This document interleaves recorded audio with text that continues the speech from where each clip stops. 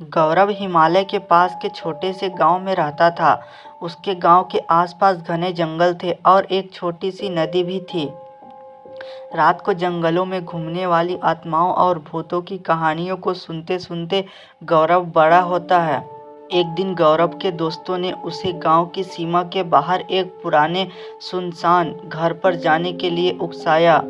उनके दोस्तों ने कहा कि उस घर में कई साल पहले मौत हो गई थी। महिला की भूत घूमती है। उसने अपने दोस्तों की बात मान ली और उस घर में जाने के लिए राजी हो गया।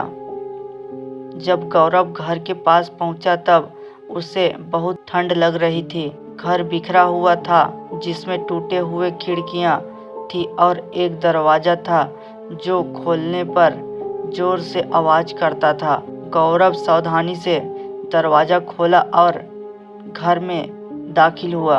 घर के अंदर का माहौल बाहर के जैसा भयानक था।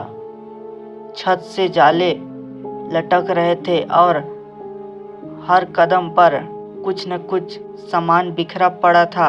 अचानक गौरव को ऊपर एक आवाज सुनाई देती है। उसे लगता है कि आसपास कोई चल रहा है। गौरव हिम्मत करके ऊपर गया और देखा लंबी बाल वाली एक औरत सफेद साड़ी में उसके तरफ आ रही थी। गौरव डरकर भागने की कोशिश कर रहा था कि उस औरत की आत्मा ने उसका एक हाथ पकड़ लिया और गौरव से विनती करने लगा कि मेरी मदद करो।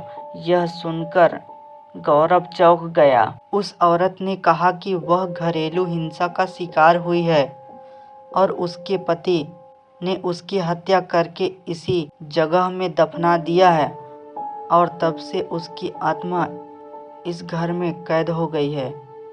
यह सुनकर गौरव ने आत्मा की मदद करने का सोचा और उससे वादा किया कि वह उसे मुक्ति दिलाकर रहेगा। गौरव अपने दोस्तों की मदद से उस आत्मा की शरीर को ढूंढता है जो कि उस एक पेड़ के नीचे मिलता है। फिर गौरव पुलिस को ये सूचना देता है और पुलिस उस आत्मा के पति को गिरफ्तार करता है और उसको उम्र कैद की सजा हो जाती है। फिर गौरव एक पंडित को लेकर उस घर में जाता है और पूजा पाठ करवाता है। इससे उस आत्मा को उस घर से मुक्ति मिल जाती है। वह गौरव का धन्यवाद करती है। गांव वाले सभी गौरव के इस कारनामे से प्रसन्न होते हैं और उसे इनाम देते हैं।